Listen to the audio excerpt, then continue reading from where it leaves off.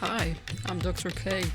I'm a psychologist at the Jagiellonian University, and I'd like to welcome to the Ab-Ova podcast. Join me as we explore psychology from the ground up, delving into its scientific and practical aspects, from therapy to everyday well-being. So let's unravel the mysteries of the mind together. Let's begin.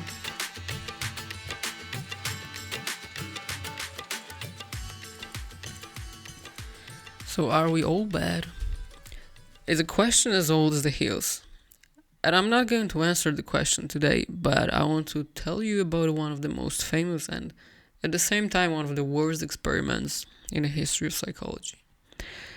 The story begins in 1971 in the basement of Stanford University, where a young psychologist named Philip Zimbardo, amazed by his friend Stanley Milgram's experiment, decided to expand on the phenomenon of evil, or to name it in a more professional manner, phenomenon of good people behaving bad.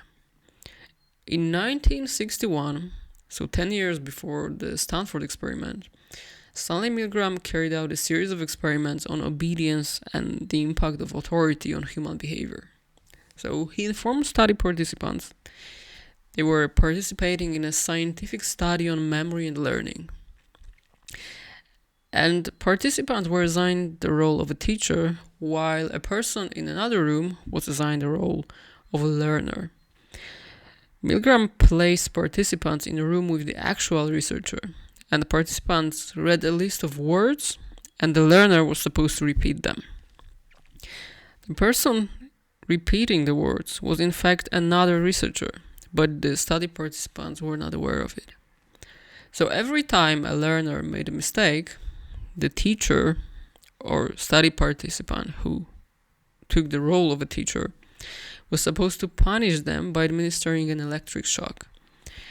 And the voltage ranged between slight shock to severe, dangerous shock. And the final buttons were just described as X, X, and X. And with an increasing electric shock, a learner reacted by complaining, screaming, pleading to stop, and finally the learner stopped reacting. The teacher were not aware of what's going on with the learner because they didn't see each other. The teacher could just hear if a learner repeated the words correctly or not. And every time a teacher wanted to stop the experiment, the researcher, who was still in the room, instructed them to go on. And you can believe it or not, but 65% of the study participants delivered the maximum shock. So simply meaning they administered a deadly electric shock to a learner because the learner made mistakes. Well, Philip Zimbardo was fascinated by these findings and wondered if it's possible that a situation or authority make people bad. So in other words, can the most disgusting human behavior be explained with a simple because they had to or because they were forced to do so? So you must know that at the time when both experiments were carried out, scientists and societies in general were wondering how it was possible that Nazis were doing so many horrible things to other people. And if it's a matter of human nature, so anybody would do it if they only had an opportunity, or if it's a matter of obedience. So if someone in a superior position tells us to do something, even if if we deeply disagree, we would do it anyway. To do so, in the basement of Stanford Jordan Hall, Philip Zimbardo built a prison to conduct his experiment. The miniature prison cells were arranged to accommodate 3 prisoners in each, and the setups included a narrow corridor, a confined space for solitary confinement, and the larger area opposite the prisoners allocated for the guards and warden. Participants were recruited via newspapers, and the ad stated that male college students were needed for psychological study of a prison life. They were promised to be rewarded $15 per day for 1 or 2 weeks, beginning in August. And 75 men applied for the research, and those with medical problems or mental issues or criminal backgrounds were initially excluded. And the final sample comprised 25 middle class and healthy men. And some participants were assigned to be guards, while the rest of participants were assigned to be the prisoners. And the experiment was designed in a quite realistic way. So participants who were assigned to be the prisoners were mock arrested at their homes on the morning of August 15th. And the study participants were not previously informed about the exact design of the experiment, so none of them actually expected to be arrested. Also, the Palo Alto Police Department agreed to assist the research team, so the whole procedure looked very genuine. Miranda rights were presented to study participants, and police officers took their fingerprints and took mock shots. So the arrest was filmed by the San Francisco TV station, so it all the more looked realistic. And the prisoners were taken from the police station to the Stanford mock prison, where they were strip searched and gathered identifying numbers. And the prisoners' clothes were taken away by the guards, and instead of their own clothes, they were given prison suits, uncomfortable, ill-fitting, and worn without any underwear. And to dehumanize prisoners even more, from now on they were forbidden to use their names, and also the prison guards were instructed to use the ID number instead of their names. And after presenting the rules of the prison, inmates were sent to their cells for the rest of the first day of experiment. Over the course of the night, the guards used whistles and banged their batons to interrupt sleep. So around 2 a.m, prisoners rebelled against the guards and refused to leave their cells at breakfast time. So the guards, in turn, used the fire extinguishers to reassert control. The guards also took the prisoners' mattresses and clothes, and 3 of them were sent to the isolation room and were considered dangerous inmates. Now you must know that the guards were allowed to use their power and abuse prisoners, so they forced prisoners to do push-ups. They also limited access to the restroom, so the prisoners had to use buckets instead. And on the 3rd day, the first breakdown occurred. So the prisoner number 8612, whose real name was Douglas Corpy, was released from prison. Over this day, he started screaming that he wouldn't stand this anymore, and he was burning up inside.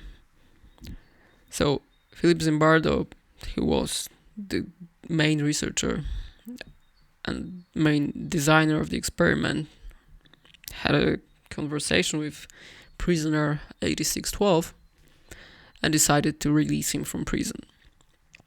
After being released and after a few years, Corpy revealed that he faked the mental breakdown. And Philip Zimbardo asked about the situation. He claimed that he was obliged to treat every symptom of breakdown seriously, so he couldn't risk the health of any prisoner, so he made up his mind to free Douglas Corpy from prison.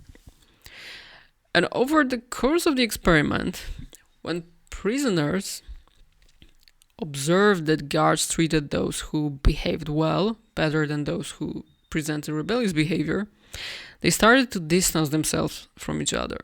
So the rebellious prisoners considered the good ones as collaborators, and the good prisoners blamed the rebellious ones for the punishments they received. And on the next day, another prisoner, a prisoner number 819, started having symptoms of distress. So he started crying in his cell and asked for a medical doctor. So Zimbardo even invited the priest so that the prisoner could talk to a priest, but he refused and he asked for a medical consultation. And seeing his breakdown, Zimbardo also decided to remove him from the prison. But this time, after the prisoner number 819 was leaving the prison, he was hearing the choir of other prisoners screaming that prisoner 819 did a bad thing.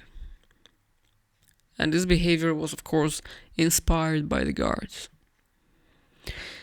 And on day 5 of the experiment, Philip Zimbardo arranged visitations by friends and family of the inmates. But to make the experiment even more realistic, Zimbardo made visitors wait for long periods of time, and when they got to visit the prisoners, they only had 10 minutes, and the guards, of course, watched the whole visitation. The parents who were observing their sons grew serious concerns about well-being and whether they had enough to eat. And some of the parents even warned Zimbardo that they were to contact lawyers to gain a release of their children. On the same day, so on the day 5, Zimbardo got visits from his friend Gordon Bauer, who also worked at Stanford University, and the psychologist Christina Maslach, also the professor from Stanford University, who later became Zimbardo's wife. Professor Maslach expressed her deep concerns about well-being and the ethical side of the experiment. And she also challenged Philip Zimbardo about the lack of proper control over the situation. And she explicitly informed him that the study was quite simply moral. Also, Zimbardo's colleague Gordon Bauer was concerned about this study.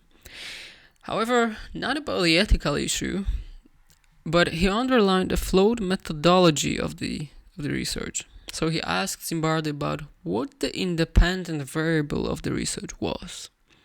And for those of you who are not familiar with studies and the research methodology, usually when we design the experiment or a study, we choose the dependent variable, which is the outcome of the research.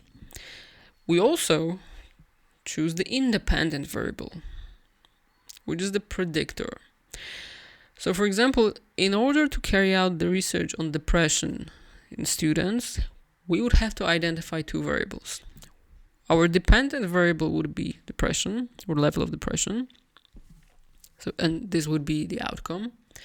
And we would also have to identify the independent variables. So, for example, we would identify the level of stress as an independent variable. So we would answer the research question whether the level of depression is dependent on the level of stress. And in the same manner, if we were to conduct an experiment on the level of testosterone, on the strength of people, for example, the grip strength would be our dependent variable, and the level of testosterone would be our independent variable. So in other words, we assume that level of testosterone predicts the grip strength. And regardless of the aim of the experiment or the design or the population we carry out the research on, in all scientific research, the goal of the research should be explicitly explained and should be clear to everybody.